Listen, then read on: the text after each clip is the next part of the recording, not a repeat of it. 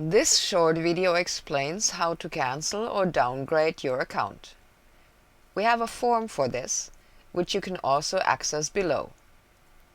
You will find a chapter in our help pages and the FAQs that describes downgrading. It contains the link to a form that, once filled out and submitted, takes care of all the rest of the procedure. Open the link in the chapter or above here in the text. Please fill out the form with all the information you can supply. We will take this information and handle your account and your payments accordingly, so please be precise. Add a comment if you feel we should have more information than the form permits otherwise. Be aware that a cancelled account cannot have public exhibitions any longer. Wherever they were published or embedded into won't have an active link anymore. Submit the form and wait for our confirmation email.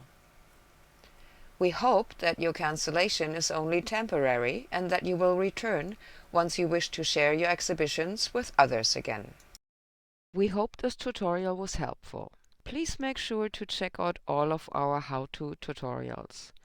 And in case you can't find what you're looking for, you can always contact us via the contact form on our website. Feel free to subscribe to our channel if you don't want to miss any new tutorials.